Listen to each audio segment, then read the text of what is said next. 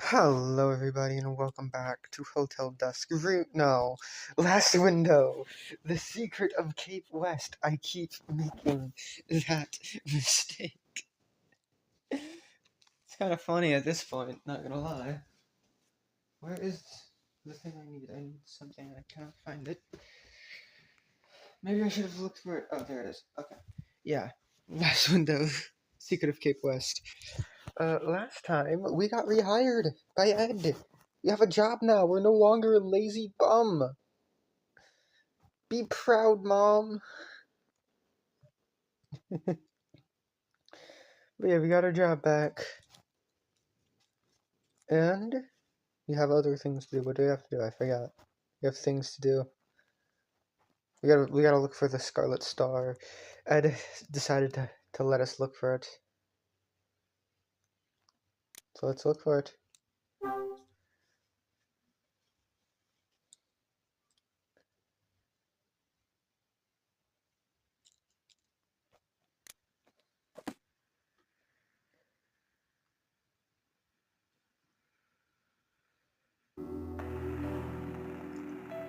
December 22nd. Oh, it's Tony. Believe. The killer is who?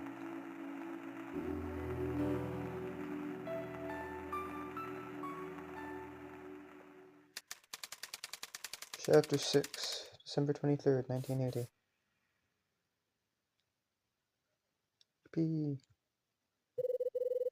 December 23rd. Tuesday morning. I'm woken up by the sound coming from the TV.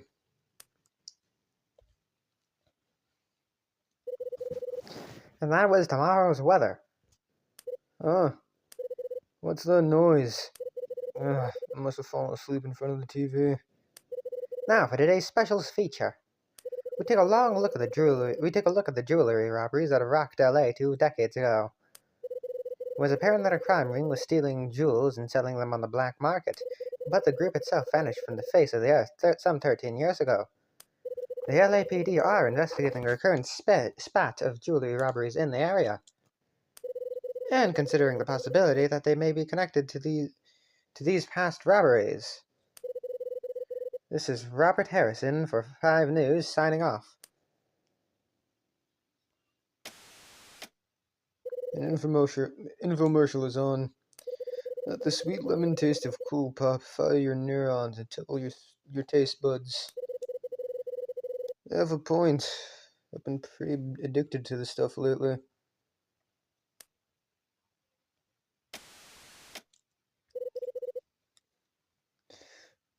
There's an old TV show on.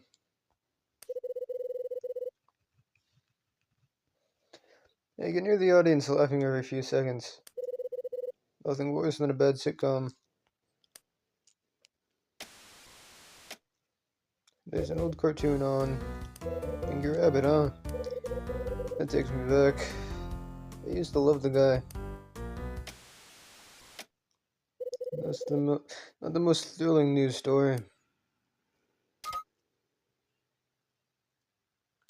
As I try to pull myself out of the bed, I feel the alcohol still lingering in my stomach. It all comes back to me. I remember talking to Dylan. Then being invited to the bar by Tony for a few drinks.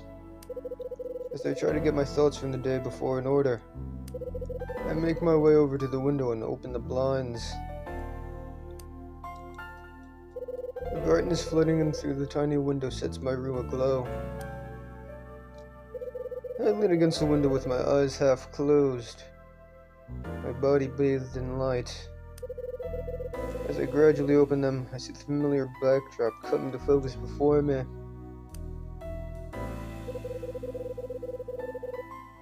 It's a shame that my days of seeing this first thing in the morning are numbered. Now that I think about it, my mom must have seen a similar sight. After my dad was killed, on the morning Mom and I planned to leave this town. She stood in front of the window in the room she'd once shared with Dad. She said nothing, just stared into the distance.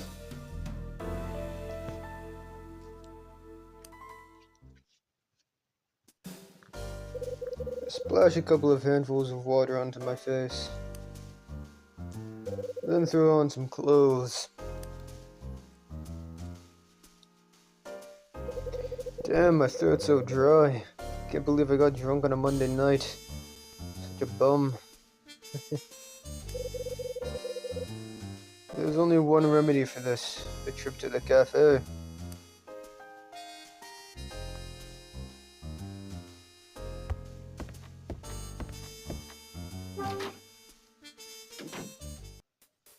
Hope I don't run into anybody. I need my mouth to not be dry.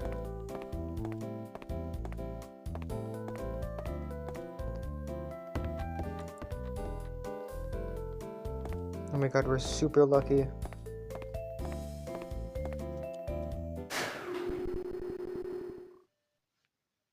Oh.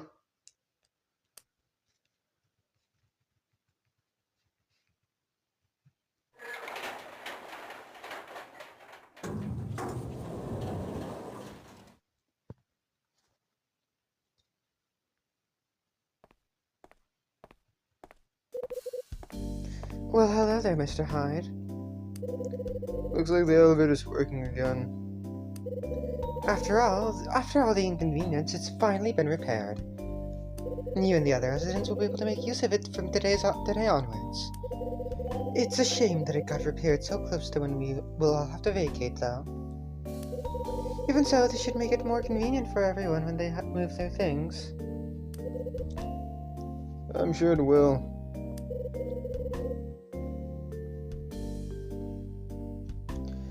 However, every silver lining has its cloud. The vending machine in the lobby is to be removed tomorrow. I see. That's a shame. I can't tell you how often I made use of the old thing. You were a frequent customer, were you? Mr. Patrice, could you delay the moving the machine until the last day instead? I love the cool puff from the machine. I think I'm addicted to the stuff.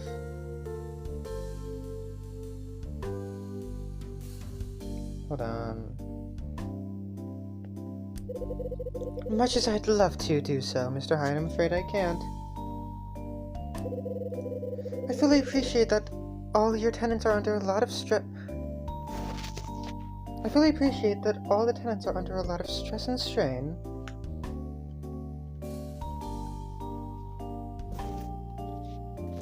The fuck?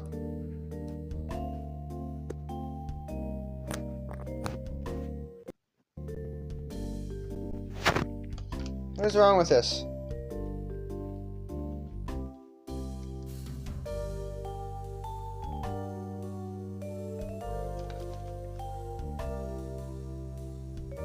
Okay. I fully appreciate that all the tenants are under a lot of stress and strain.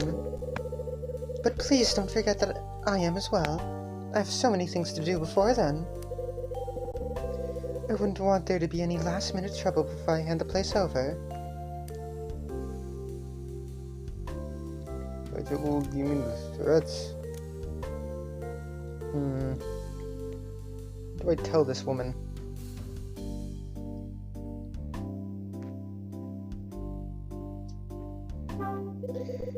Has there been any trouble here before? None whatsoever.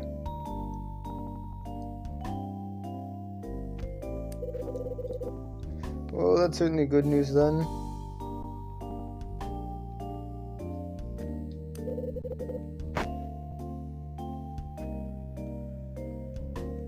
And before you ask, Mr. Hyde,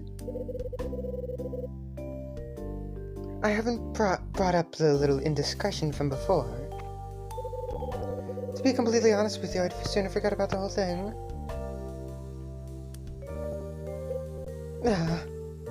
Mrs. Patrice.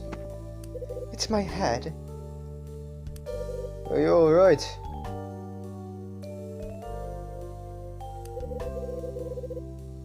I do apologize. Sometimes I have episodes like this. I get a really sharp pain in my head all of a sudden. I'm going to have to leave you for now. Mrs. Beatrice heads back to her room. So it looks like our beloved vending machine's going to disappear tomorrow.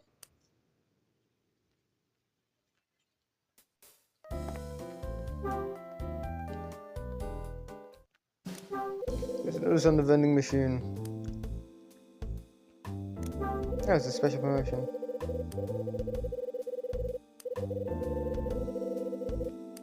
The one that I had the thing from. Pretty sure I'm pretty thirsty. Maybe I should get something to drink. I have coins, don't I? Where's my quarters?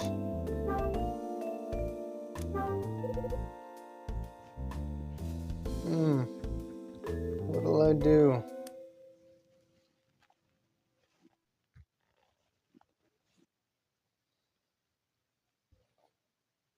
Cool Pop, that's what he likes.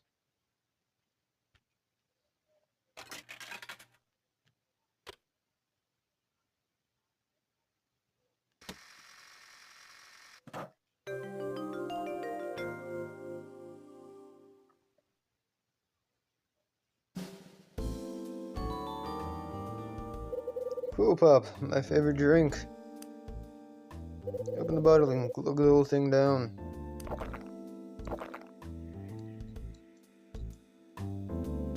I drink this all the time. It's just as tasty as ever. This time it might come with a prize. This bottle cap. There's a winner! Put the winning bottle cap in my pocket. Wait, who do I have to give that to? No sending. Price something on the machine and be sure to check the reverse of the bottle cap when you receive fabulous prizes. For more information, please contact the landlady, the proprietor of Lakes Cafe. Okay. I can talk to Sydney about it. It's my pager.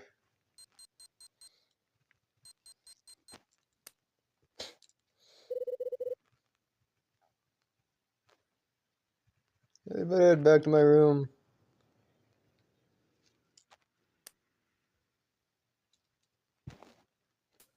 I feel like I need to sneeze. I've been sneezing so much lately. In the middle of videos, and only in the middle of videos. It's weird. Because I don't sneeze outside of the videos, outside of the recordings.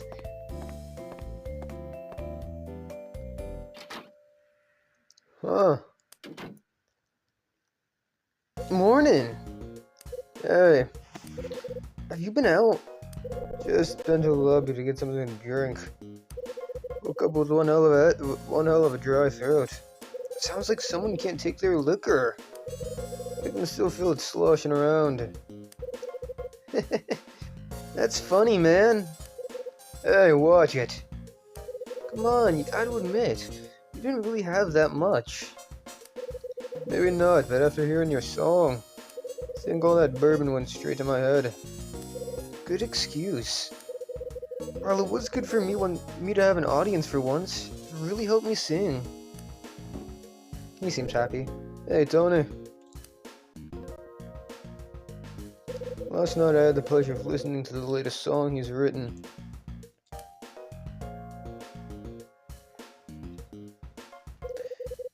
Everyone can fall in love. It's not. I highly doubt that's what that actually sounds like, but I'm gonna make it sound bad on purpose. But not everyone can keep up with it. It wasn't half bad. Your song I'm in. Oh? Don't act so surprised. I'm not so proud that I can't compliment someone on a fine piece of work, you know? So what appealed to you? Yeah, it did. It's not bad. No, but I guess that means it's not gonna make it big time. Hey, what's that supposed to mean? Nothing, man, just shaking your chain. I'm just seriously stoked that you like the song, that's all. Got a radio in your room, right? Yeah, I got one. Why? You ever listen to a show called Rock and Soul?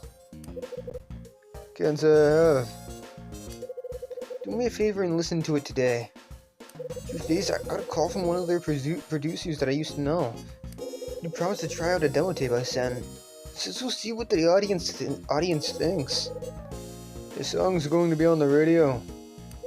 Yeah, it's been quite a while. It'll be on at 11 a.m. I'm heading out now to see if I can find somewhere with the radio switched on. That way I can see how the people listening react when it comes on. Tony seems to be in high spirits as he leaves. Rock and Soul, 11 o'clock, huh?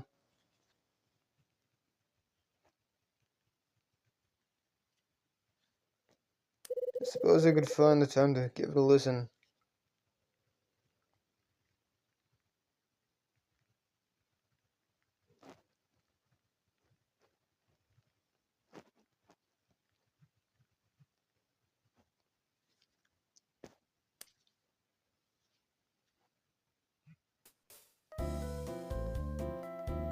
Hold on.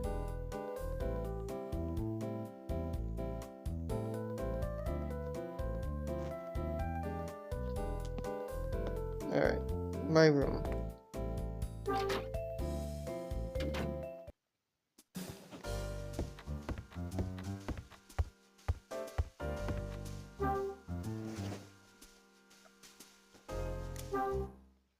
Time to give Rachel a call.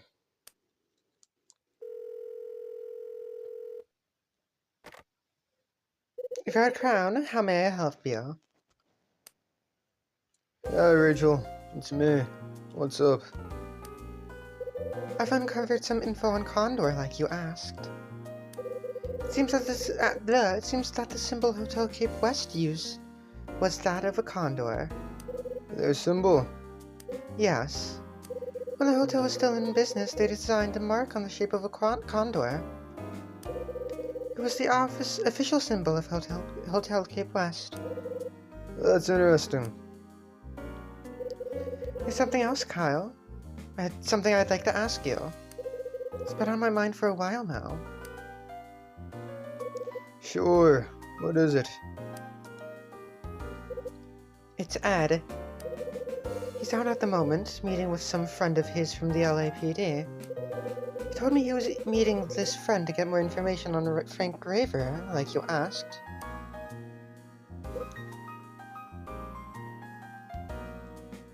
And?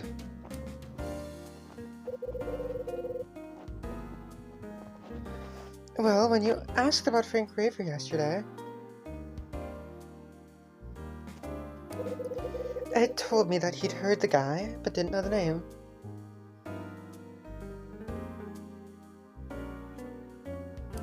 That's right.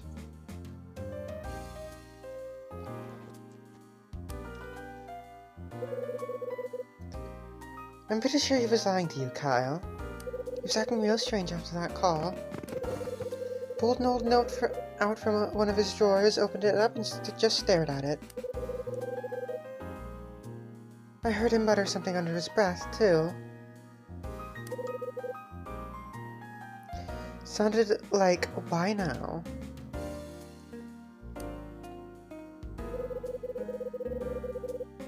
Sounds like there's more to Ed and Frank's relationship than they're letting on.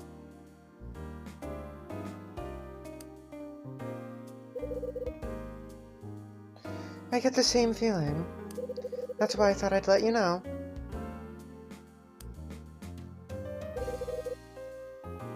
You made the right call.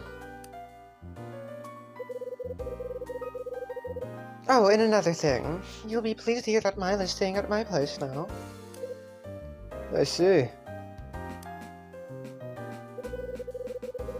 I was wondering if you could spare some time to go for a meal with us tomorrow night. It'll be the first Christmas Eve you'll have spent time with her. I think it'd be nice to get together this year. Yeah. Anyway, I'll call again, Kyle.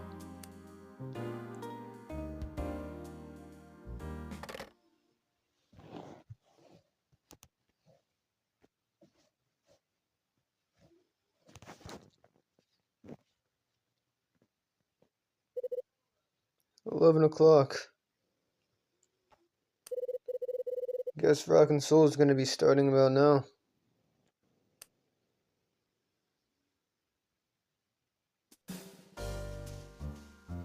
Where's my radio?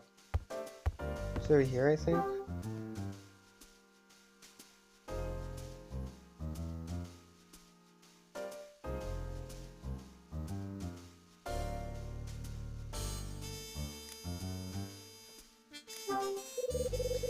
Better switch on the radio and have a listen.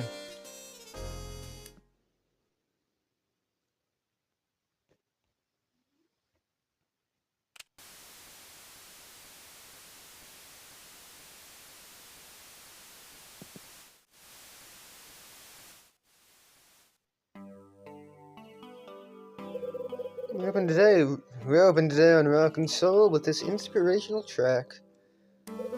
This is the latest track from everyone's favorite rocker, Tony Wolf.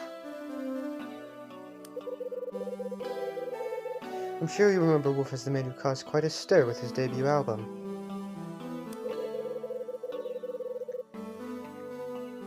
This time, Wolf shocks us with a calm, melodious ballad for the Christmas season. Everyone listen up. Here's Belief.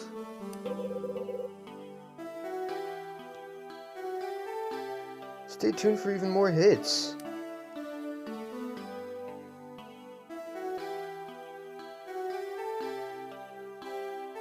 So, this is Tony's song. Not a bad song. What did Tony tell me last night? I'd really like to release another record.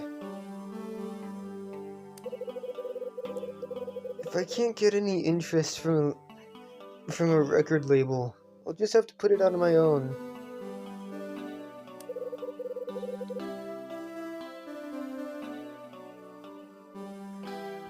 Problem is, then I gotta scrape together the cash.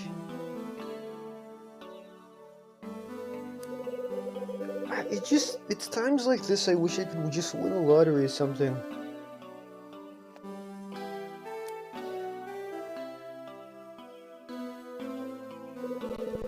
I think I'll grab the chance and go and get a coffee or something at the cafe.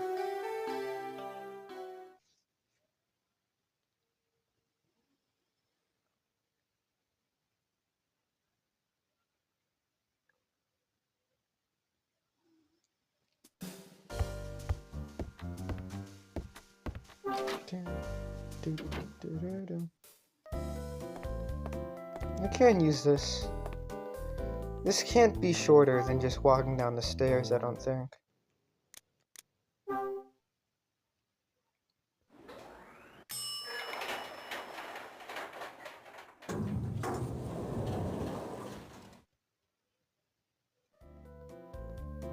Yeah, no, this is not shorter than walking down the stairs. Damn, it's locked. I press the elevator's first floor button.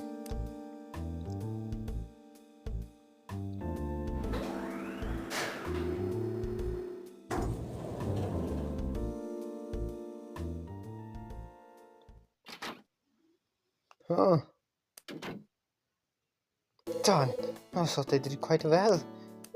Charles, what's the problem? Are you having troubles again? It seems I missed out on the prize. So you entered the crossword prize draw, huh? Of course. Especially since there's $1,000 to be won. If I won, I could afford a brand new camera to use for filming. I guess things didn't go my way this time, though. Bad luck. I'll see you later, Mr. Hyde. Charles finishes talking and walks away.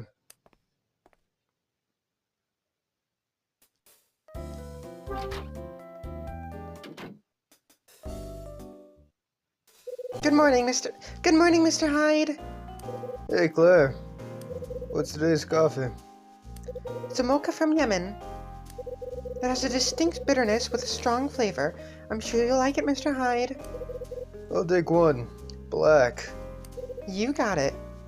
Hey Claire, today's the day the prize draw results come out, right? Finally get to see who the winner is. Right. The results are over there on the wall. Alright, I see them now. Okay, thanks. Claire moves away and heads towards the kitchen. On what wall? That wall, back there. Hey, Sydney.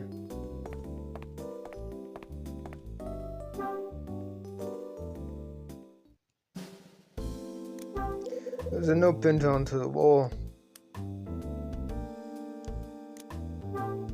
Okay, here's the winning number. Now, where did I put my entry slip? Wow! I won! Is this thing for real? And I won that other thing too. Holy fuck, I'm a lucky man. Hey, Sydney! Sydney! Hey, Sydney. So, how'd you do?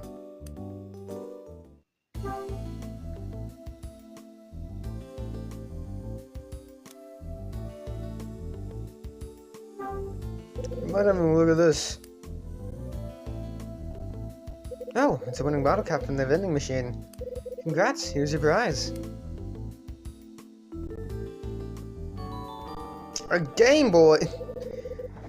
Well, it's more like Game & Watch, actually. Sydney hands me the Pinky Rabbit Land game. I think it's just a handheld game they just brought out.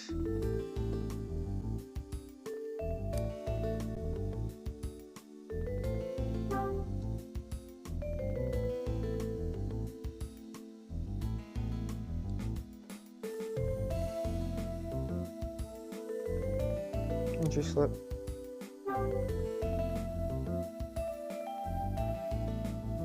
See for yourself. I passed Sydney my entry slip. Just a minute. This number. Looks like your luck's in, Mr. Hyde. So, I have got some luck left after all. Congratulations, Mr. Hyde. Here's your check. I received a check for $1,000. Hell fucking yeah. I'm glad it was you that won. Hope the extra cash comes in handy.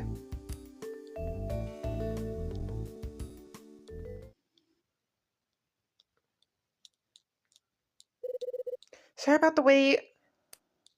Here's a cup of today's coffee. Make sure to take in the beautiful aroma while you're drinking it. Yeah, I will. Oh, Mr. Hyde. Yeah. Can I ask you a favor? This is a little out of the blue, but sure. Go on, go ahead. Actually, there's something I've been meaning to talk to you about. No problem. If you think I can help somehow. Not here, though. I'd rather my dad didn't hear. Okay. So, where can we talk then? Come into the kitchen a little later and we can talk there. But make sure he doesn't see you trying to get in. Got it. Cleo moves away and heads towards the kitchen.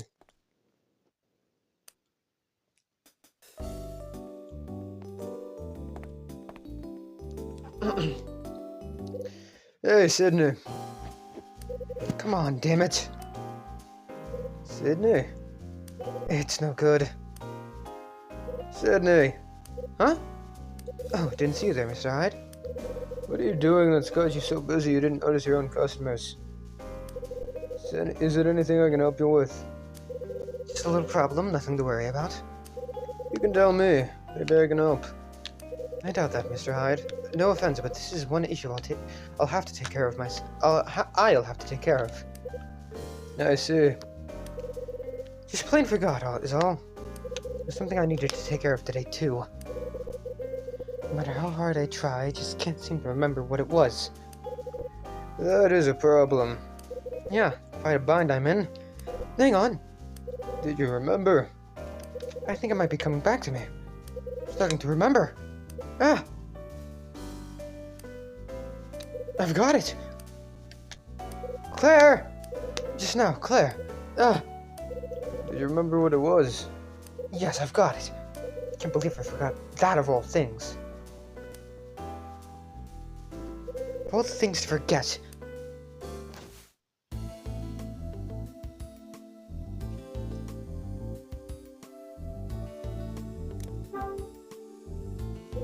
So, what was it that you'd forgotten? It was nothing serious. Sorry if I panicked you there. It panicked you just then. Today's Tuesday, right? I think so. The roster dictates that Tuesday is my day to take care of the toilets. Your turn. God, it's Ace Attorney all over again. Yeah, and I nearly forgot all about it too. If I hadn't remembered when I did, I'd be on the receiving end of a grilling from Claire. Glad to hear you avoided a grilling then. Looks like I'd better get my skates on and see to those toilets. If you need me, just shout in that general direction. Sydney disappears into the billiards room. Looks like this is the chance I've been waiting for. Is the kitchen this way? Yep.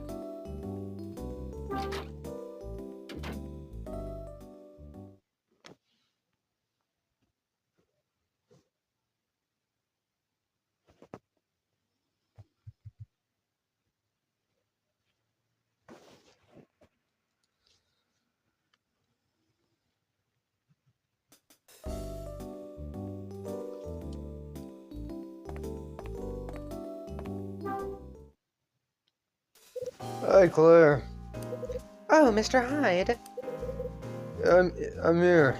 Let's talk. Thanks for coming. So, what was on your mind? Well, it's what? Oh, right. What? Before I tell you what I wanted to say, there's something else I'd like to ask you for help with.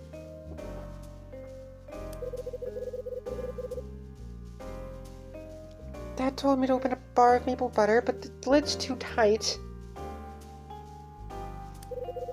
Would you mind doing it for me? No problem. Give it to me.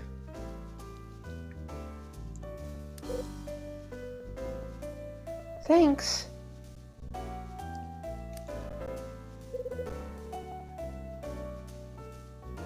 Here you go. I receive a bar of maple butter. The lid is on so tightly I couldn't even get it to budge. I could have tried heating it, but the butter gets a funny taste when it's warmed.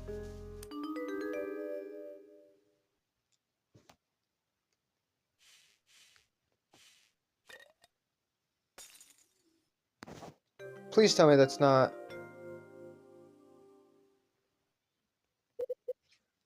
There it goes. The lid just flew off the jar. Oops. Don't know my own strength. Mr. Hyde, don't frighten me like that. Did you do that on purpose? Of course not. I'm sorry. There's no need to look so worried. I'm not going to scream or anything. Yeah, right. It's okay. That doesn't seem to have heard a thing. If he asks about the noise later on, I'll come up with a good cover story. Relax, will you? I'll try.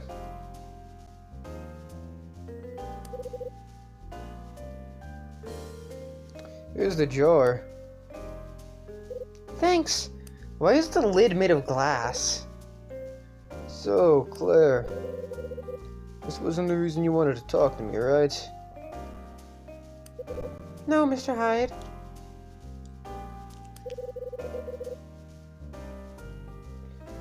Then please enlighten me. What's the problem?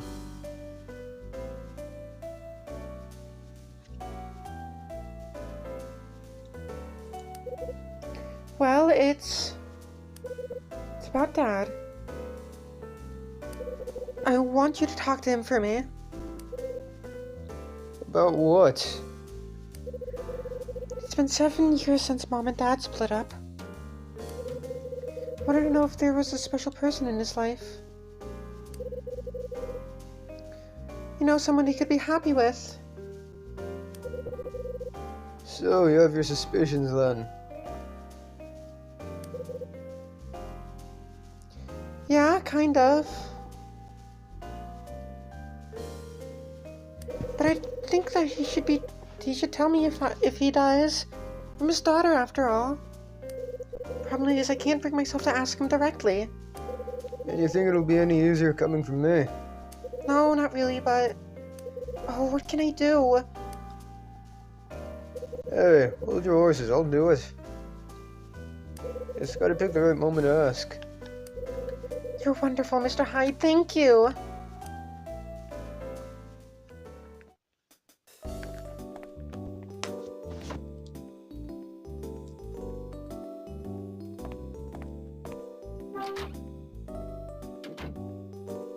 It's my pager. I better head back to my room. What's that? Hey, Mr. Hyde, didn't realize you were still around. I'm just leaving. Okay, catch you later.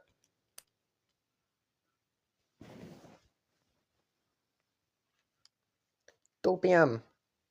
It's 2 o'clock.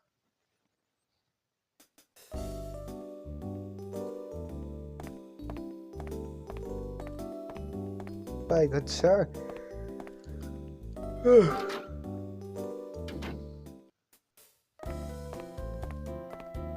Margaret.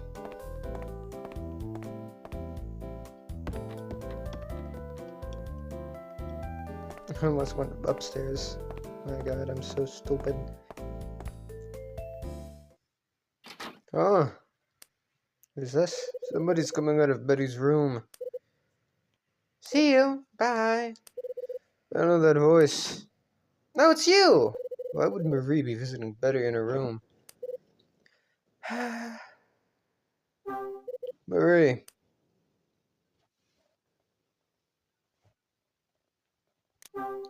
What's going on? Mr. Hyde? There's nothing going on, really. Excuse me. Marie goes back into her own room. What did they get up to in Betty's room? Might be a good idea to find out.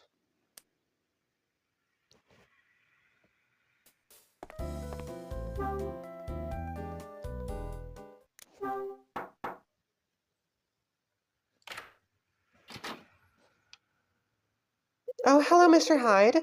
What can I do for you? I happened to notice that Marie was here just now. Yeah, she only just left, actually. What did she want? Well, Mr. Hyde, why are you so keen on finding out things that don't concern you? I'm worried about her. That's why. Worried? Why? Because when I've talked to her, she's giving me more than enough reason to be. So, Are you taking a fancy to her, then? Because she told you all about the money, right?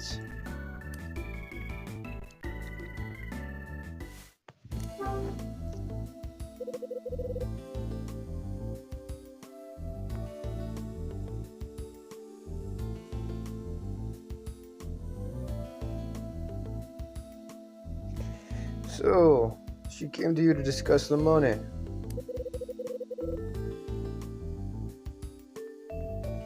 I'm afraid I can't say. She swore me to secrecy. She told me explicitly not to breathe a word to anyone. That includes you, Mr. Hyde. I see.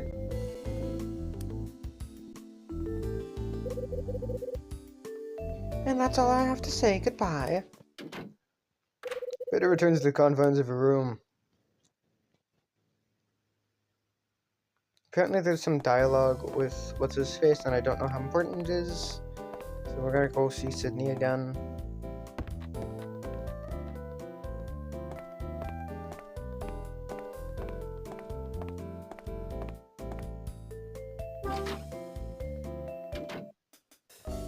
Sydney! Well, if it isn't Mr. Hyde. If I remember correctly, you were keen on hearing about when this place was a hotel. Yeah, that's right. Well, I have one story that's a bit of a mystery, if that would interest you. It would indeed. You already know about the 4th floor being left as it was back then, don't you? Yeah, I already knew that. But did you know that about room 406? Apparently this is an even bigger mystery. There's something about that room that sets it apart from the others up there. Only that room? Yes, just that one. According to the rumors, the room has never been used. Never been used? Why not? That's the mystery. I've heard lots of reasons, from ghosts to a leaky roof, but none of them are very convincing. There are plenty of baseless rumors flying around, but we never heard the truth. This carried on right up to the point the place closed down. Something that sets the room apart. That's the story. Did you find it interesting? Yeah, it's just the kind of thing I've been hoping to hear. I'm glad to be of service. Alright, thank you, Sydney. Alright, let's go talk to Rachel now. I've kept her waiting for a while.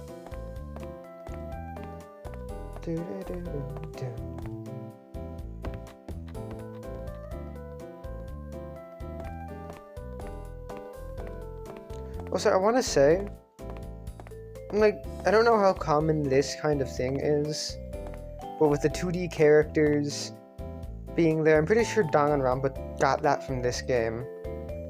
The 2D characters in 3D environment, I wouldn't be surprised, because Danganronpa took a lot of inspiration from these kinds of games, like especially stuff like Ace Attorney and 999.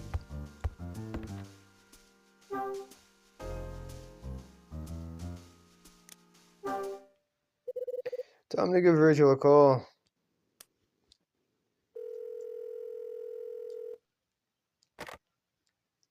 Red Crown, how may I help you? It's me. I'll pass you over to Ed.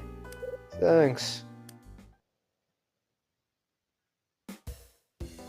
Hi. I've got some fresh info on the incident 13 years ago when Frank Raver called in a favor from an old friend, and this is what came back. Firstly, listen up, as this is important. Turns out that Frank Raver was not in charge of that case. When the incident occurred all those years ago, Frank Raver was awake from the front line, pushing pencils at some desk. Desk work. Right. When he was young, he was one hell of a cop. He was among the best. The force began to move with the times, and his methods came under fire. Then during his 40s, an internal investigation revealed certain things that resulted in him being relegated from the front lines. So, that's what happened. But what's Frank's connection to the victim?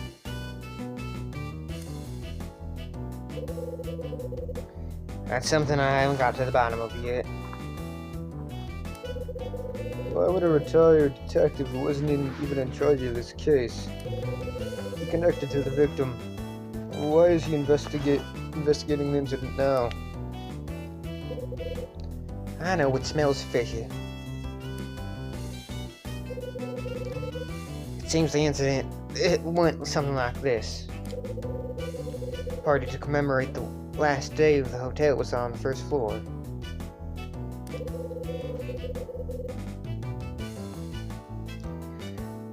At some point during the festivities, Kathy, the owner's wife, disappeared.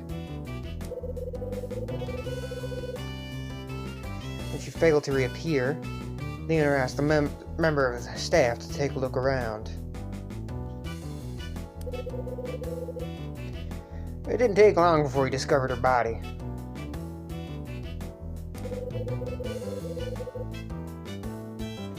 It appeared that she died of cyanide poisoning from the wine she'd drunk.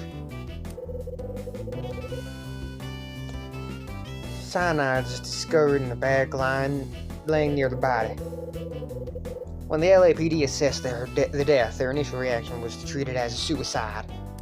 But after forensics revealed that her prints were not on the cyanide container, and her hugely expensive ring had been taken, the type of case was changed. Now they believed it was possible that she'd been murdered. The biggest problem they faced was that large number of guests had come and gone throughout the evening, making gathering statements difficult. Also, the bottle Kathy's wine came from went missing. They couldn't find enough evidence for the case to be solved. So, was her body really found in room 404? Was that just a rumor? No, that part seems to check out. I see. You know, that room is still in the exact state it was back then. You mean the crime scene is still there? Precisely, Ed. Can I ask you something? Go ahead. When you were on the force, did you really not know Frank Raver? Are you serious? I've already told you I didn't. What are you trying to say? Nothing. Just my sense of tingling again. Just wanted to double check that you and he weren't old acquaintances. As I told you before, I knew his name, but we never knew each other. Hide. The man who had Frank removed from the front line was my ex-boss. You, Spec. Yeah, him. Listen, I'll keep looking for more clues about Frank and the murder. I'll see what I can dig up on your Scarlet Star, too. That's all I gotta say for now. Here's Rachel. Hello, Kyle? About tomorrow. How are the plans going? At 7 o'clock at the Leonardo Sound. Spending Christmas Eve at a nice Italian place isn't bad at all, if you ask me. Sounds good. I'll leave you to think of a present for Mila. Make sure you don't forget. I think I have a present for her. Got it.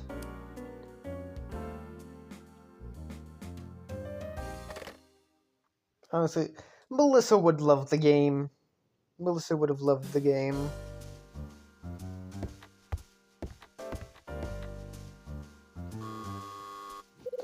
My buzzer suddenly sounds. Who's that?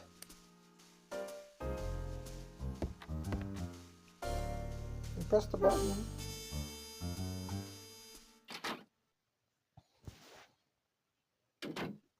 Betty. Can you spare a moment? I want to talk to you about something. This is strange. You wanting to talk to me, I'm in. I'm full of surprises. But look at this place. Have you even started your moving preparations, Mr. Hyde? Do you even have a place to go? Save your words for someone else. Now, what have you got to say to me? It's about Marie. I'm listening. Please, don't pull such a scary face. It's about what happened when she came to my room earlier. You already make it clear that you didn't want to talk about it. That was then, this is now. Well, I've thought it over and decided I'd better tell you. Don't mind, do you? Tell me what happened. Marie asked me to do something. She wanted me to buy a ring from her.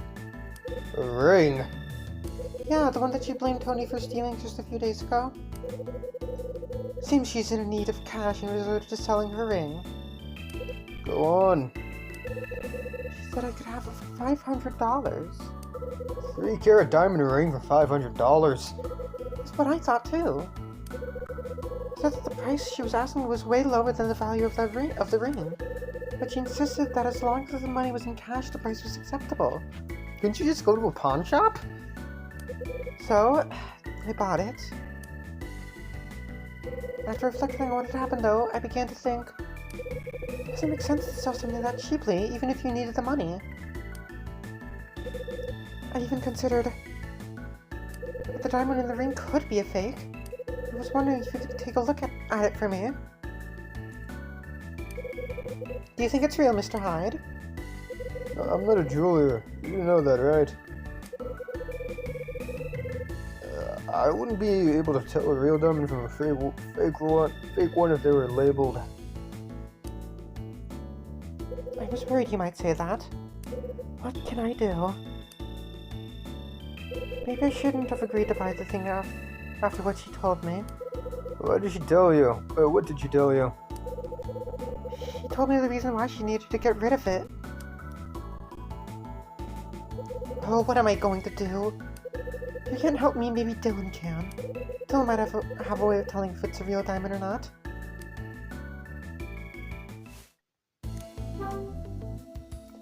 Why did Marie want to get rid of her ring? She said that she doesn't like the idea of keeping it any longer. Really? Why is that? She told me about the circumstances the ring was given to her under. Or she couldn't keep it any longer knowing what she knew. What kind of circumstances were there? I thought you'd have been able to guess by now. I think she was trying to say that the guy who gave her the ring was no good. Maybe he'd bought it for another woman, or maybe he got it on the cheap. That's what I think anyway. That's the kind of reason a woman would get rid of a nice ring like this. I see.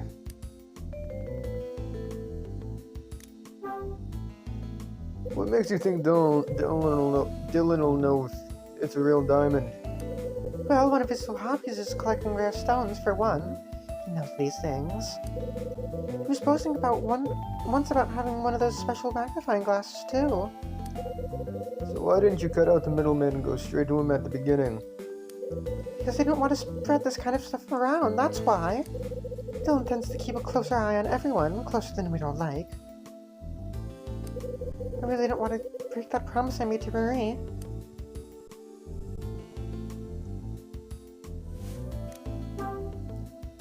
What promise did you make to Marie? I promised her I wouldn't tell anyone about buying the ring from her. You promised her that? Well, it looks like you've broken it anyways. That's different. That's different. It's you, Mr. Hyde. I know I can trust you to keep this to yourself. I'm going to tell, anybody I need to get to the bottom of shit. You know, honestly, really, you shouldn't have told me. You're not planning to tell Maria that I told you, are you?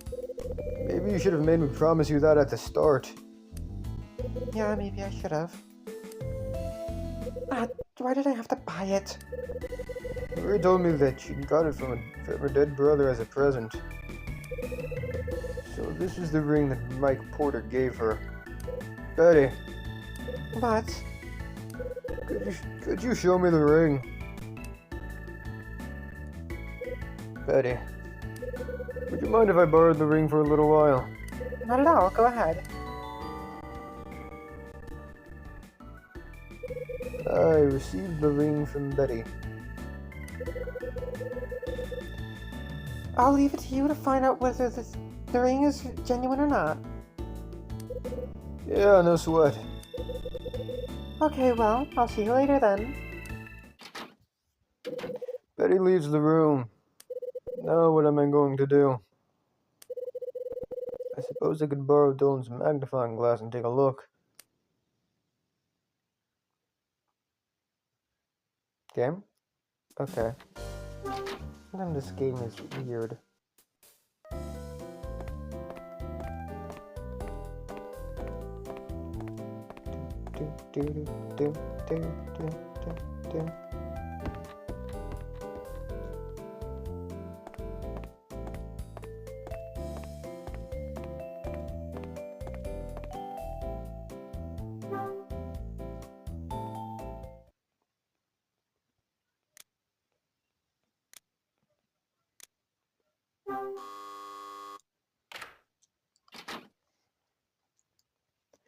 Hello, Mr. Hyde.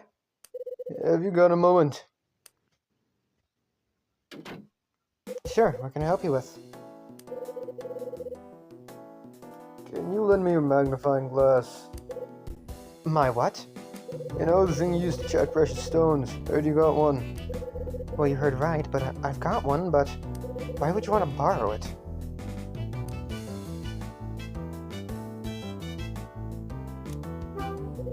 I want to check out a crystal. Huh? What would you be doing with the crystal? You know me, I'm full of surprises. Let's just say I have certain interests. Well, I must say, I had no idea. I've kept it to myself.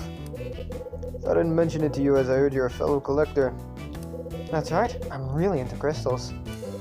How did you get into it? It's a long story. It began during my time in Manhattan. I had some time on my hands and decided to take a trip to the Natural History Museum. Really? Is it true that what I've heard about being able to touch the exhibits they have there? I'd give anything to take a trip there one day. You really know your stuff. I'm glad someone's finally noticed. Please come in, Mr. Hyde. We can talk more inside. Sure.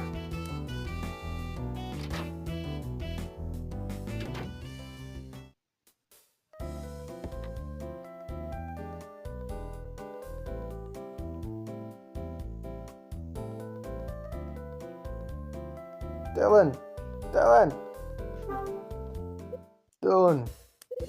Would you like to see my crystal collection? Sure, why not? There's some on the shelves and others on top of the table. Feel free to take a look.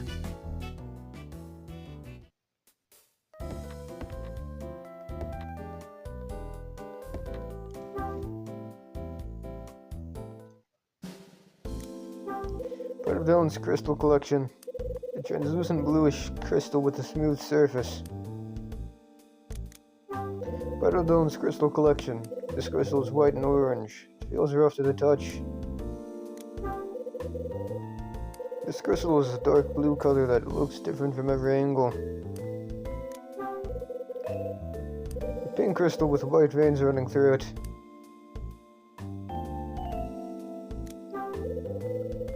This crystal is light blue and appears to have some air bubbles in it. I'm sure I've seen a piece of jewelry somewhere with a crystal like this. This one's blue and has a million tiny scratches that diffuse the light. It's a pale green and looks like it's been polished.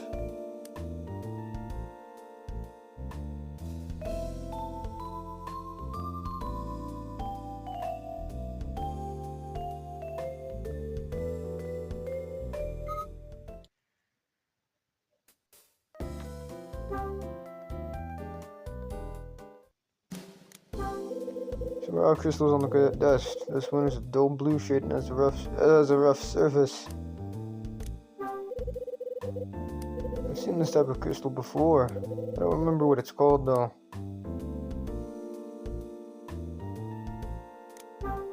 There's an open notebook on top of the table. Dylan has left a small magnifying glass on top of the notebook. This must be the magnifying glass Betty told me about. Hey Dylan. What is it? That's a magnifying glass for examining crystals, right? This one's for examining jewels, but it'll give you some great close-ups of crystals too. Something no enthusiast should be without. You should get one too, Mr. Hyde. Mine is great for up to 10 times magnification, so it's perfect for jewels. I see. Do you mind if I use this, Dylan? Not at all. Go ahead. Feel free to take a close look at some of my stuff too. Thanks. It's my phone. I better get that. Excuse me, Mr. Hyde. Hello? Okay. I understand, but looks like this call is going to drag for a while. Maybe I can use this time to get familiar with that magnifying glass.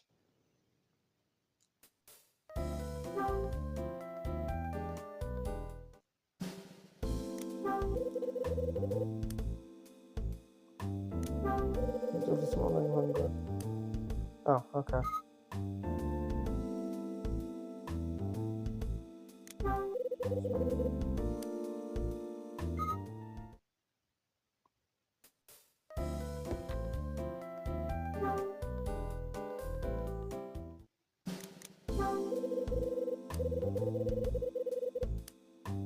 What am I supposed to do?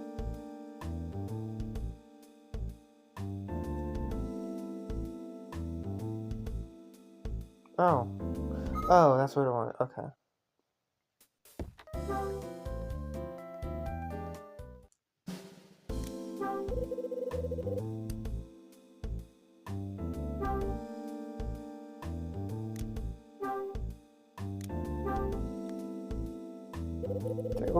this ring through the magnifying glass.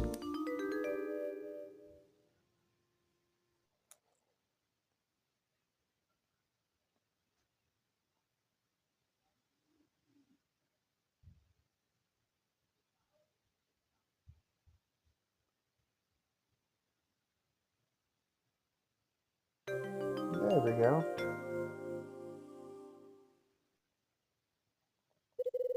I can see something through the diamond.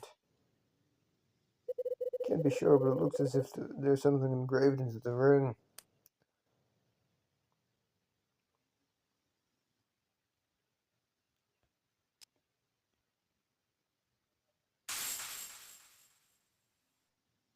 What was that noise?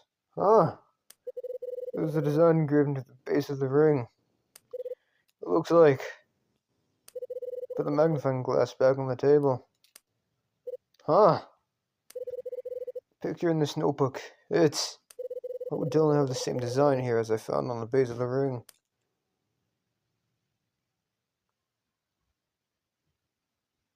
Mr. Hyde, Yeah, how did you get with the magnifying glass? no problem at all. It's great examining the tiny details on stones using this, isn't it? Yeah, it is. Have you ever thought that there's a tiny planet inside precious stones like these? A tiny planet. If you view the cut edges up close using the magnifying glass, you can see all kinds of grooves, valleys, and caves. It's a spectacular sight. I don't think I'll ever tire of looking. Viewing crystals like this is much more interesting than looking at diamonds. I'm sure you feel the same, right? Yeah, you got that right. Dylan, have you got a moment? What is it? What's that you've drawn in your notebook on the table? You mean the picture? It's a condor. Yeah, oh, it's a condor. A condor. Yeah, yes, that's right. A huge bird from the Andes that preys on animals. So, why did you draw a condor? No reason. I was just looking to recreate something I saw up on the 4th floor.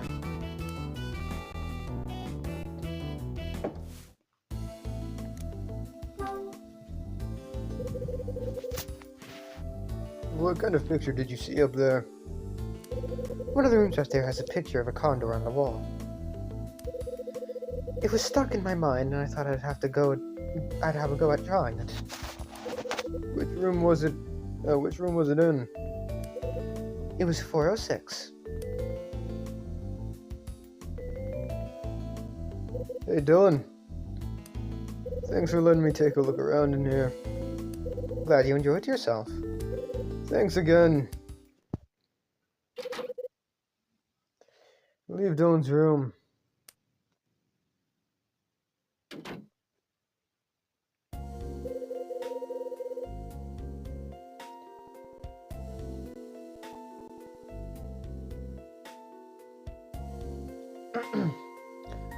Why would the hotel's condor symbol be engraved on Marie's ring? What does this symbol mean? Not only that, there was something on Frank's tape too. The site of the 4th floor is just as it was 13 years ago. My initial sweep of room 404 with Kathy McGrath's body was found is complete. Before vacating this building, I must find the lost items connected with Condor. Condor. Also, excuse me. I don't know if you heard that, but I coughed a little. That picture in room 406 has got me thinking.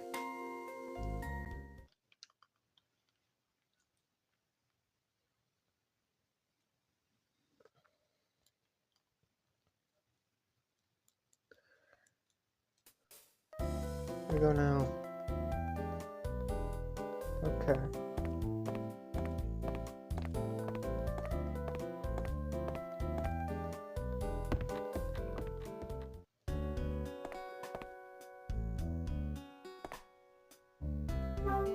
There's stuff gonna be in here. There's two boxes against the wall. No, it's not. Okay. You know, just in case, because the door is not open, I'm gonna save.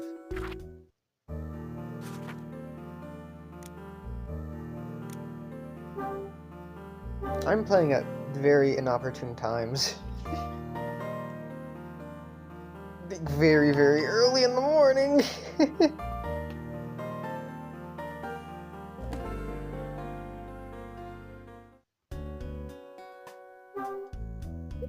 Open the fire door exactly as Dylan said to, and walk through it.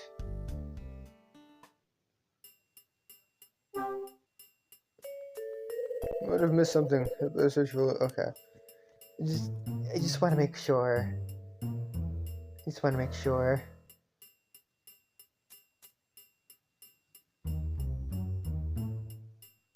406, I think it was.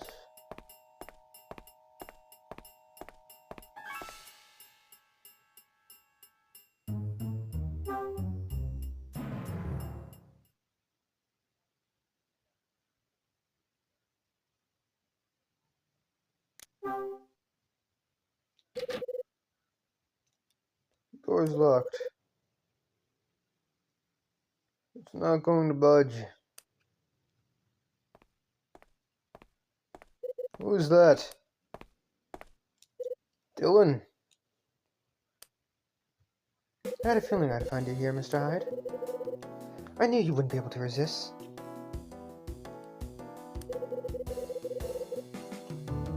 You're here to take a look at the Condor picture, right?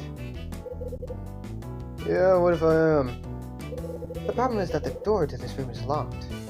Without the key, you can't get inside to look around. So it would seem. You want me to open it up for you?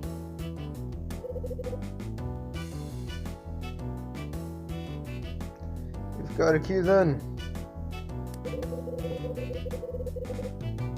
Of course, Mrs. Patrice gave me the spare keys. I can get into any room I'd like. For maintenance purposes, of course.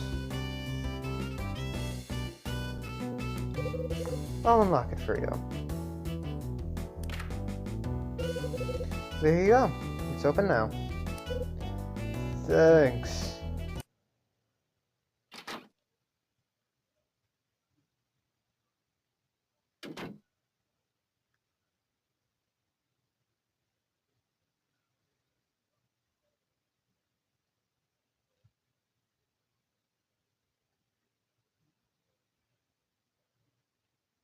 Room 406.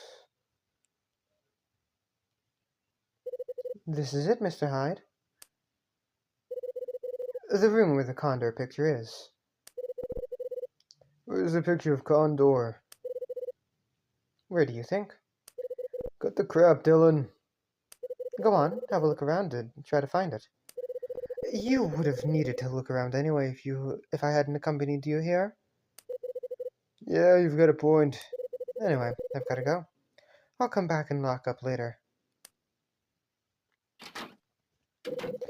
Dylan leaves the room.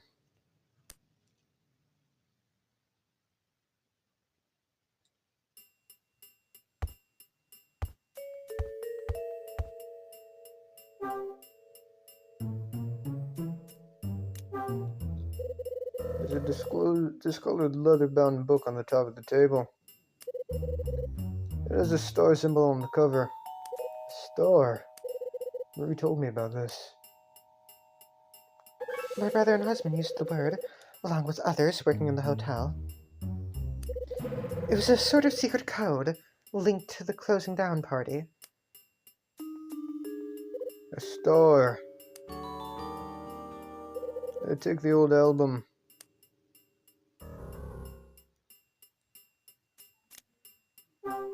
There's a table in the corner covered in a sheet and various other things. Some picture frames have been wrapped up in material and left on this table. They've been tied up too securely for me to unwrap them and take a look. This wrapped up picture frame is pretty big. Some old carpet has been left leaning against the wall.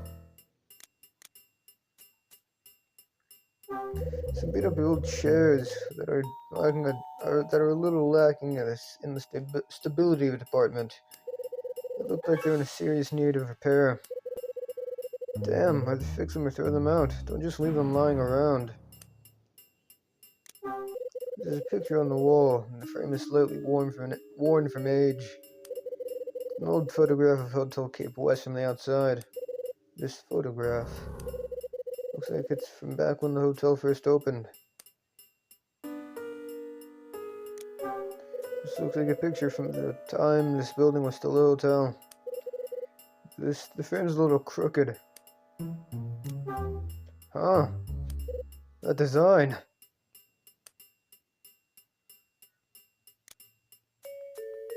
What do you want me to do, game? What do you want me to do, game? Compare? To what? Comparing this doesn't tell me anything useful.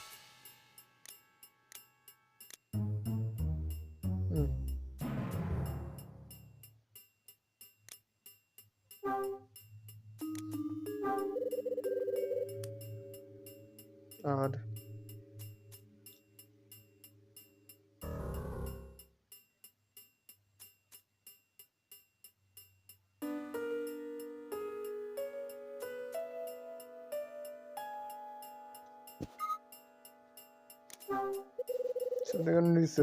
There's something underneath the frame.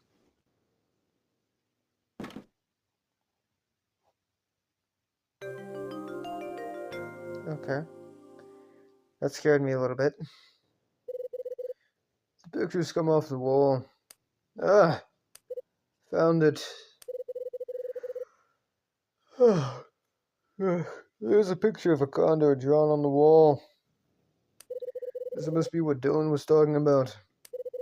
Now, why would this picture also be engraved on Marie's ring? There's a drawing on the wall of a condor spreading its wings. This must be the drawing Dylan was talking about.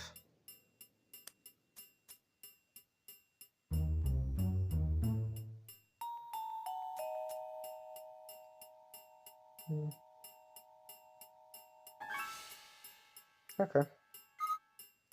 Pretty sure that's all I needed.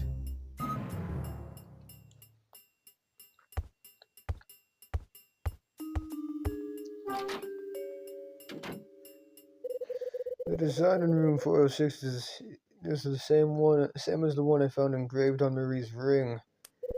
That condor design got me thinking.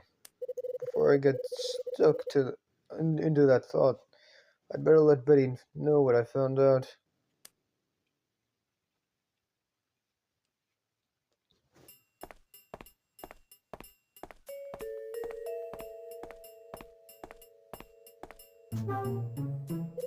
Now that I'm through the door, I retrieve the doorstep and put the lever back how it was.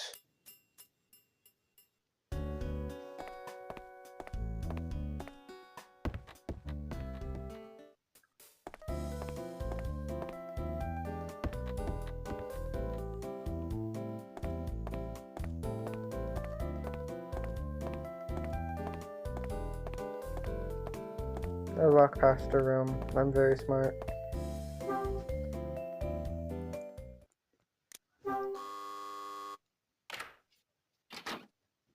Hi.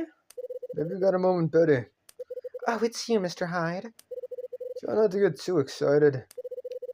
Were you waiting for someone? No, not really. I checked out that ring for you. You did? Yeah. You'd better come in.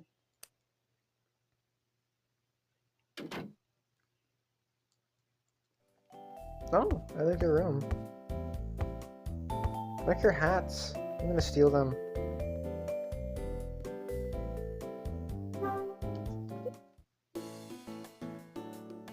Betty. Tell me what you found out about the ring. I'm sorry about this, but checking whether the diamond in your ring is genuine or not, well, it may not be as easy as I thought. It won't? Did Marie tell you anything about the history of the ring? Not a thing. No, not a thing. Looks like Betty hasn't got a clue about the condor mark or its meaning. Is there something wrong, Mr. Hyde? Not really. It's just that I remembered something when I was staring at the ring. Remembered what? Something Marie told me about it. She was telling me how she came to have it. She got it as a present from her brother before he died 13 years ago. Are you serious? I certainly didn't know that. It's true, I'm afraid. Her parents died when she was very young and her brother looked after her. They were very close, and the ring was a present from him to her. I'm sure that ring has great sentimental value for her. You're right. It must have. But you didn't breathe a word of that to me when we spoke. I imagine she was worried that you would have refused to buy it. This might not be what you want to hear, but I think you should return it to her. I'm sure it'd be for the best. You may be right. I would never have brought it if I'd known all the facts.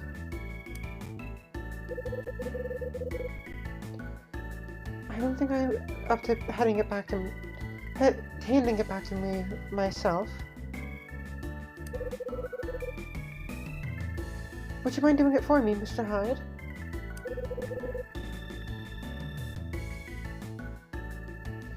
Tell her she can keep the money. You sure about this? Yeah, completely. Well, if you say so, I'll return the ring. Ah, Looks like I'm popular today. Let me see who it was. Who that is. Betty opens the door to see who it is and steps out into the hallway. I can hear voices of Betty and a visitor from behind the closeted door, from the closed door. Yes, of course.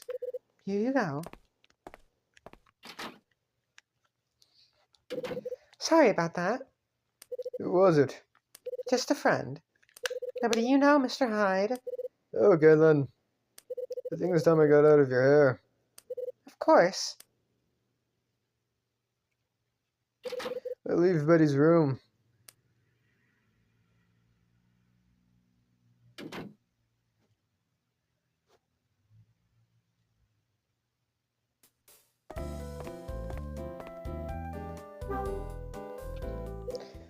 Charles. So it was you in Betty's room just now? Yeah, that's right. For a moment, I was certain that it was that other person who paid her a visit.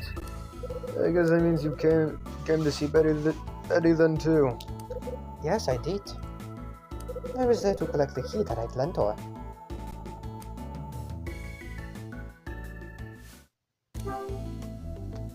Who do you mean? Who did you think I'd come to see her? Betty's new boyfriend, of course. Your boyfriend? Yes. The last time I went to see her in her room, he was also there. What's his name? I didn't ask, sorry. What can you tell me about him? Let me think. Well, there was something I didn't like about him. He certainly didn't live in this building.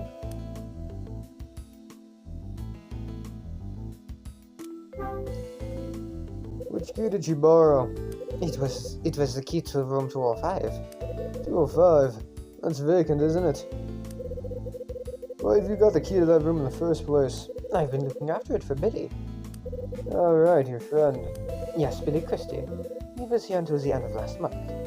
We went to the same university. Even though he's moved out, we still meet each other from time to time at the university. When I spoke to him 3 days ago, he asked if I could return the spare keys for room 205 to Mrs. Beatrice. The spare key? Yes, that's right. Apparently, he couldn't find the spare key when he was moving out. So he couldn't give it back to Mrs. Beatrice in person. He managed to find it in the end, though, when he checked through his things again. That's the key that Betty borrowed.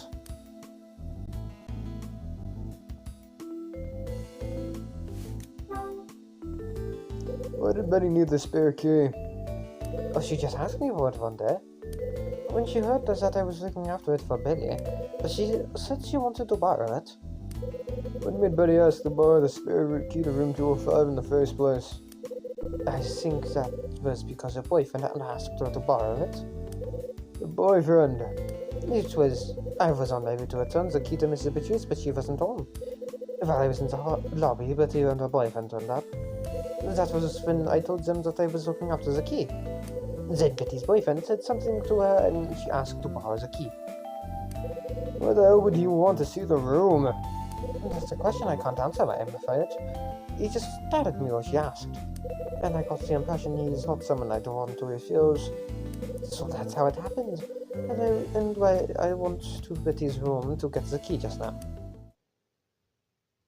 Hey, Charles. Yes? Would you lend me the spare key, too? Lend it to you? Why? Well, we're all going to be leaving here soon. Thought I'd like to take one last look around. Be nice to see what 205's like. I really have to give it back to Mrs. Beatrice, so I'll make sure you have it back in no time. What do you say? Okay, Mr. Hyde. Why not? But I expect it back as soon as you finish looking at the room. Don't sweat it. I'll be back before you know it.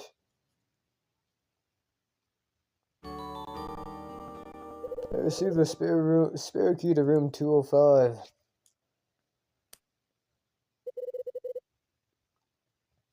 I'm going back to my room now. Charles finishes speaking and heads off.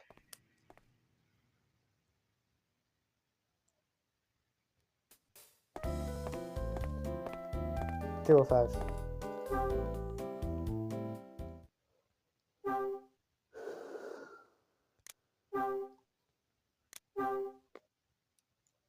Use the spare key and unlock the door to room 205.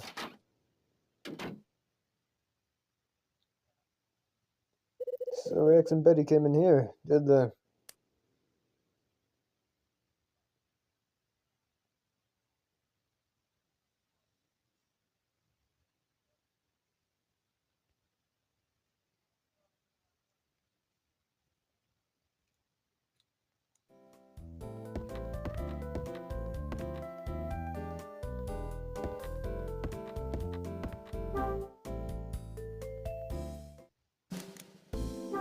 There appears to be something on a shelf in the closet. There's a typewriter on the shelf in the closet. What's the typewriter doing here?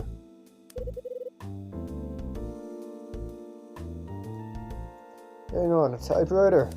The order sheets I got were all done using a typewriter. Could this be the one they were typed on?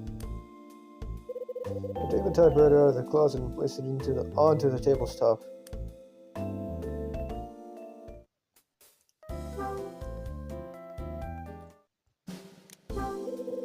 Now the typewriter is on the desk.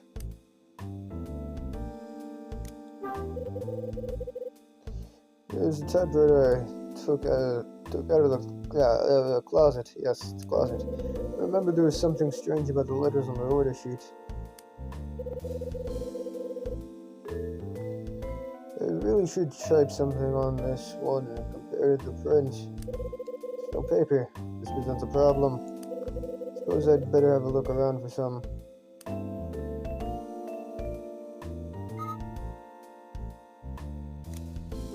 There are some drawers on the side of the cabinet. There are some sheets of paper inside the drawer. Yes, what I was looking for. I take the sheets of paper.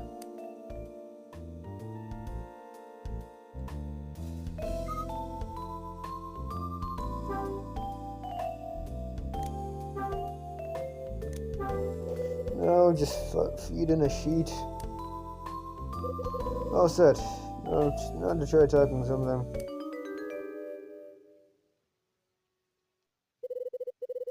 I remember all the T's were kind of skewed on the order sheet.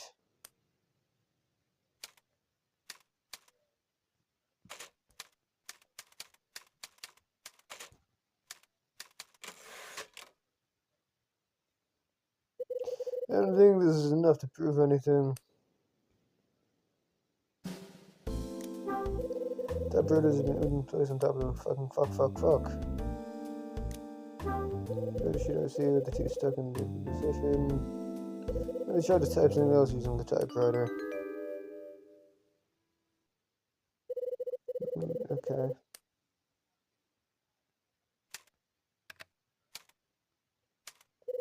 Bingo!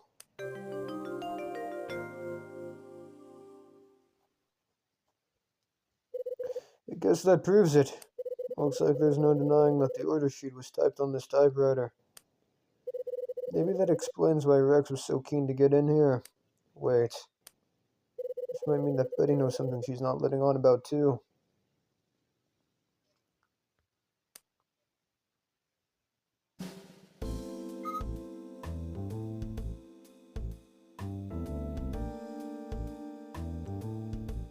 Okay. Gonna save. Gonna go to her room, but I'm gonna save before knocking.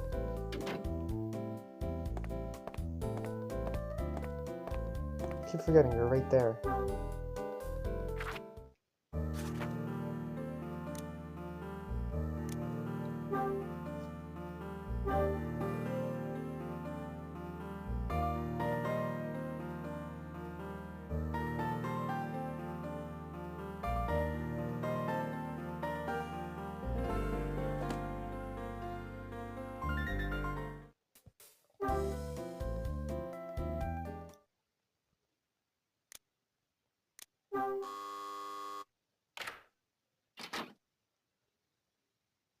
What is it, Mr. Hyde? I've got something to ask you, Betty. It's about room 205. Room 205? You better come in.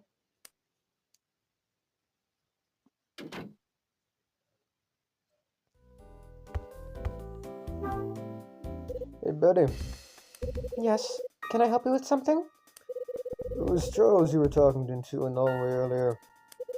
I'd like to know why you asked him to lend you the key to room 205. No reason. I just wanted to see what the room was like, that's all. So you went into that room. Maybe. What kind of answer is that? The best you're getting. Why are you asking me this? Betty, if you and that Rex guy are up to something, then I've got some questions for you. Now tell me what I want to know. And just what do you mean by up to something? You must have had a real reason to borrow that key. What was it? Now would be a good time to tell me. There's nothing to tell. Come on, I wasn't born yesterday. It's the truth. Betty. Your brother use a typewriter. Did you borrow it for Rex? What? There's no use in trying to hide it. You borrowed the key because he asked you to, right? There's no fooling you, is there, Mr. Hyde? It's true. Rex asked me to borrow the key from Charles. He said he really wanted to use that room. Why the hell are you even giving that guy the time of day? You know what Rex does for a living, don't you? Yeah, I know. He investigates insurance claims. Investigate isn't the word I'd use. It's bad news. Did you know that too?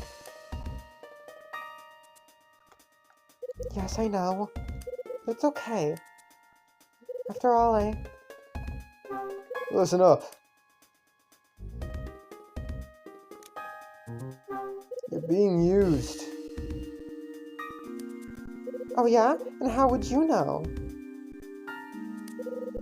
I appreciate that you might think I'm meddling, but You're damn right I do. Kyle, tell her that he's investigating Marie.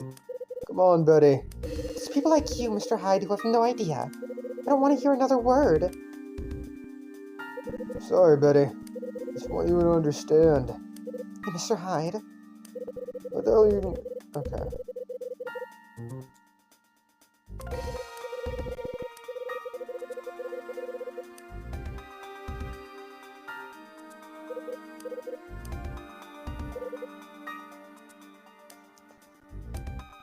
Mr. Hyde?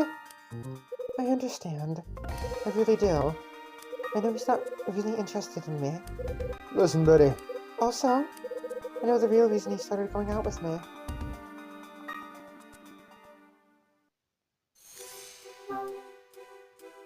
Do you know what he planned to do in room 205? I can't be 100% certain, but this is what he said. He told me that there was something he needed to check. Betty.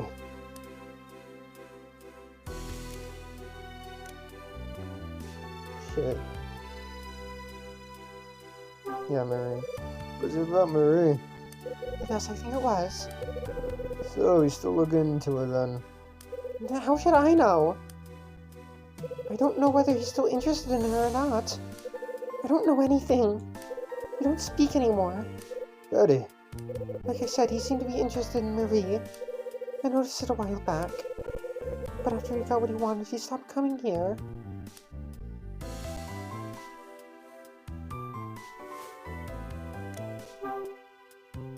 What was his real reason for going out with you? He started going out with me because I wanted to check the situation on the second floor. Betty, what interested him? Was it the tenants? Yes, that's right. He was keen on establishing who was friends with who in their relationships.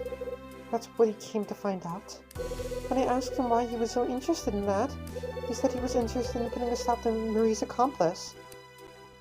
You think I'm Marie's accomplice? What? So he said he got what he wanted. Not in so many words.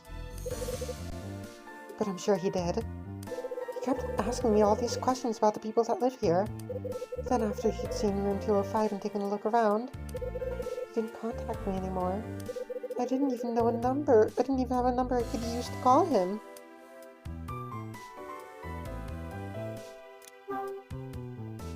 What did Rex mean by Marie's accomplice? I have no idea. It was the first and last time I ever heard on the subject. But he said he wanted to put a stop to them, right? That's what he said, but I have no idea what he meant. And why should I?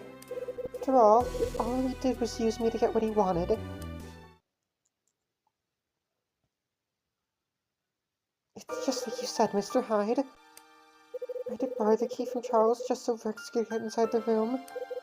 But I just passed it on to him. I never went into the room myself. So I hope you'll believe me when I say I can't tell you exactly what he did in there. That's the truth, is it? Cross my heart. Why would I want to lie to you, Mr. Hyde? I don't think you were lying. If you knew he was only using you, Betty, why did you stay with him? He was there when I felt lonely. He promised me he'd always be there for me. Guess he would say that. But I knew, even then, I knew he wasn't the type of man who keeps his promises. You may not want to hear what I think, but here goes. Men often go for lonely women. Maybe it's love, maybe it's not, I don't know. If loneliness brings you together, you'll be even lonelier when it ends. Mr. Hyde? Come on, Betty. You can't go around wearing a face like that. Oh, really? I can't believe I'm getting relationship advice from you. But it's true. You can't go on moping around forever. Besides, smiling suits you. Can I ask you something, Mr. Hyde? Why is it that you're so interested in me? Is it because you spoke to Marie? Did you believe what she told you? There are a number of things about her insurance claim that interest me. I'm curious about the whole incident. About that? Let me guess. You heard about me once being a detective from Rex, right? Yeah, he did mention it. Thought he might have. Is there anything else? No, just that. I see. Betty, did you ever see Rex posting a letter to anybody here? A letter? I've never seen him with a letter. Okay. If I come up with any more questions about Rex later on, would you mind answering them for me? No, not at all. Right. I better get going. Of course. I leave Betty's room.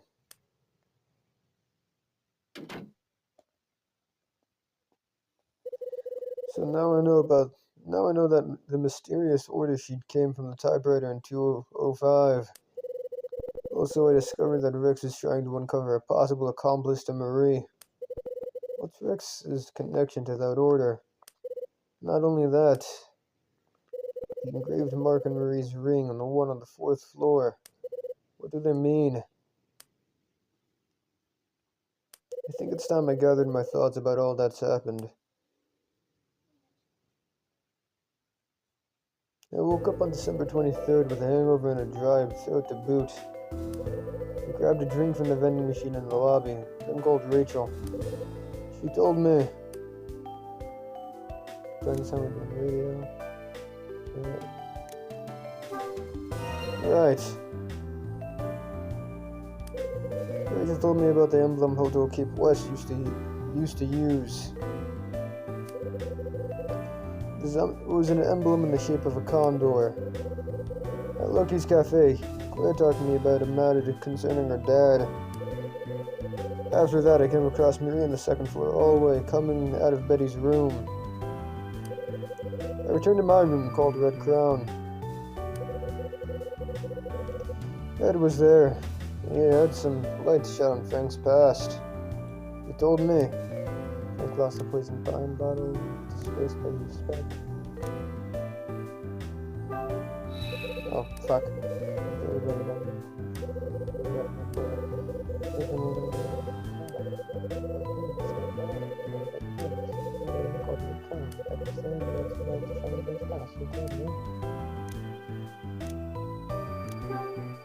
Right. During an internal investigation, when Frank was in his 40s, his name came up. With Ed's ex-boss, you suspect I was responsible. Betty came to my room to explain why Marie had paid her a visit before. Marie wanted Betty to buy something from her. It was...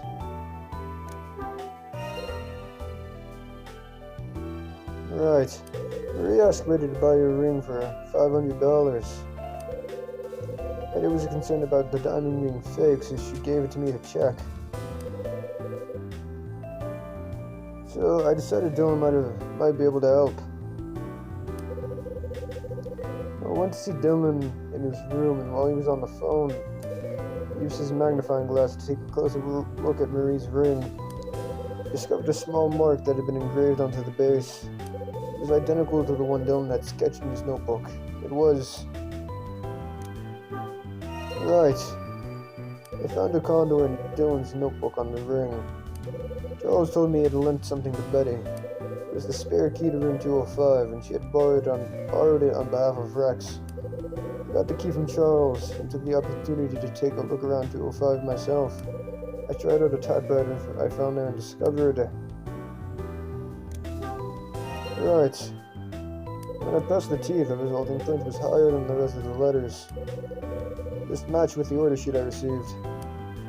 I tried to find out if this was Rex's handiwork by putting the pressure on Betty.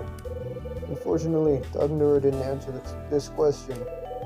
A little behind the condor appearing on both Marie's ring and in room 406, together with Frank's connection to the incident 13 years ago. Past and present colliding like this, left with even more questions. There's still no concrete link between those events and the lost Scarlet Star.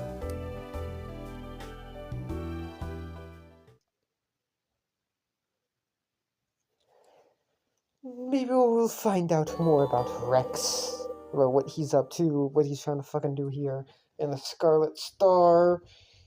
Next time. Bye!